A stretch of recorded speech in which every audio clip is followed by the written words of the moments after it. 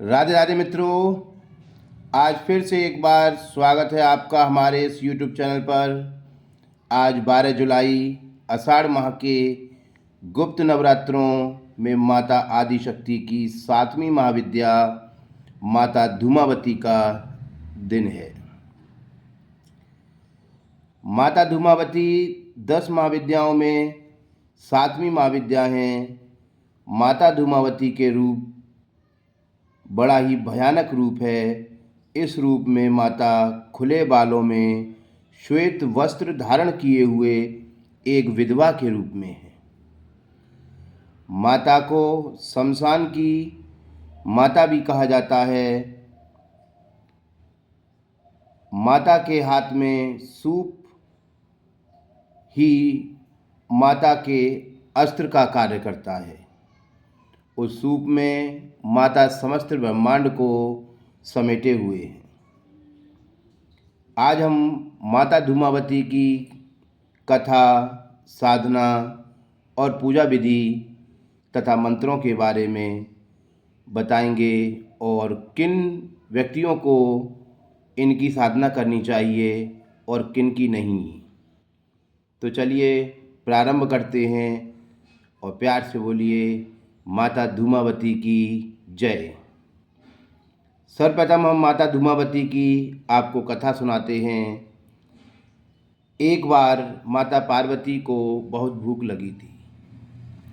माता पार्वती ने देखा कि कैलाश पर्वत पर खाने के लिए कुछ भी नहीं था। माता पार्वती ने भगवान शिव से आग्रह किया कि वे भोजन की व्यवस्था करें, किंतु भगवान शिव अपनी समाधि में विलीन थे।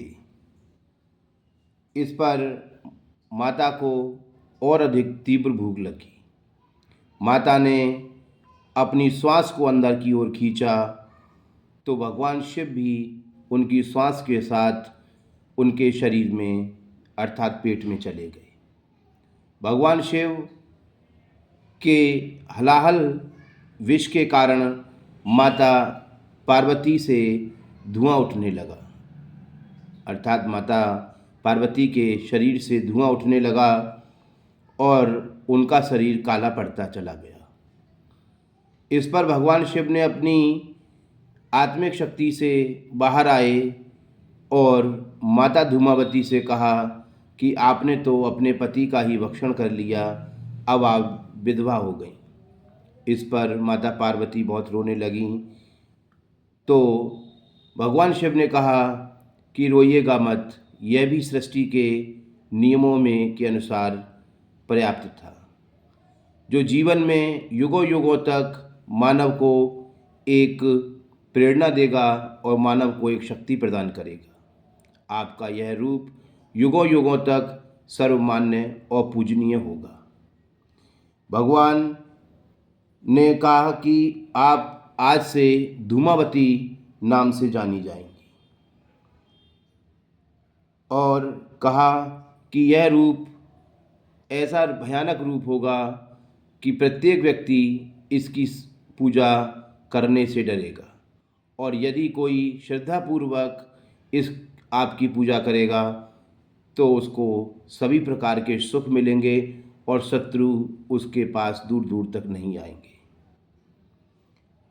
चलिए अब हम आपको माता धूमावती के बारे में आगे बताते हैं और माता की साधना किस प्रकार करनी चाहिए, माता की साधना में किस प्रकार के वस्त्र होने चाहिए, किस प्रकार का आसन होना चाहिए और किस प्रकार का माता को भोग लगता है और किस प्रकार माता की पूजा अर्चना की जाती है। देखिए, माता धूमावती की साधना विधि और पूजा विधि। सर्वप्रथम हम आपको बताना चाहेंगे कि माता धूमावती की पूजा प्रत्येक व्यक्ति को नहीं करनी चाहिए, क्योंकि माता धूमावती एक सफ़ेद वस्त्र धारण किए, बाल खुले हुए एक विधवा स्वरूप में हैं। इसलिए माता धूमावती की पूजा गृहस्थ जीवन में नहीं करनी चाहिए। कहीं कहीं शास्त्रों में उल्लेख है कि यदि कोई स्त्री अपने पुत्र एवं पति की दीर्घायु के लिए अगर माता धूमावती की पूजा कर सकती है तो वह कर सकती है, करना चाहे तो वह कर सकती है। किंतु प्रतिदिन के रूप में माता धूमावती की पूजा अर्चना नहीं की जाती। माता धूमावती की पूजा कुछ ही समय पर की जाती है, जैसे अमावस्या, चतुर्थमास, नरक चतुर्दशी आदि समयों पर माता धूमावती की पूजा की जाती है। इस पूजा को केवल वही व्यक्ति कर सकता है जो सांसारिक सुखों को प्राप्त न करना चाहता हो और जो एकांत चाहता हो। इसलिए इस पूजा को अधिकतर अघोरी, तांत्रिक अपनी शक्ति को बढ़ाने के लिए करते हैं। माता धूमावती की पूजा में सफ़ेद आसन, सफ़ेद वस्त्र और सफ़ेद पुष्प और अधिकतर सफ़ेद भोग लगाए जाते हैं। माता धूमावती को मिठाई या खीर इस प्रकार की चीज़ें पसंद नहीं हैं। माता धूमावती को नमकीन चीज़ों का भोग लगाया जाता है, जैसे नमकीन, समोसे, हरी मिर्च, नींबू और नमक मिर्च से बनी हुई चीज़ों का भोग लगाया जाता है। माता धूमावती माता लक्ष्मी की बड़ी बहन कही जाती हैं, इसलिए इनको अलक्ष्मी भी कहा जाता है। और नरक चतुर्दशी के दिन, कार्तिक मास की अमावस्या, दीपावली से के समय इनकी पूजा अर्चना की जाती है। इसीलिए घर का सारा कूड़ा करकट झाड़ कर बाहर कर दिया जाता है और माता से प्रार्थना की जाती है कि वो हमारे घर से जाएं और सुख समृद्धि के लिए अपनी छोटी बहन माता लक्ष्मी को भेजें। और दीपावली पर माता लक्ष्मी का आगमन के लिए प्रार्थना और पूजा की जाती है। माता धूमावती की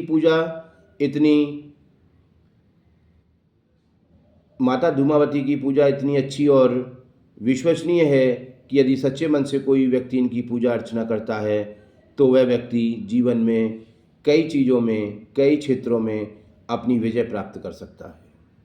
चलिए अब हम माता धूमावती के मंत्रों को बताते हैं। पहला एकाक्षरी मंत्र है धूम धूम धूम। यदि कोई व्यक्ति अपने शत्रुओं से परेशान है, यदि कोई व्यक्ति अपनी जीवन की दिनचर्याओं से परेशान है, यदि कोई व्यक्ति अपने जीवन में आर्थिक तंगी से परेशान है, तो वह माता के एकाक्षरी मंत्र का नित्य 108 बार जाप करके अपनी समस्याओं का समाधान कर सकता है।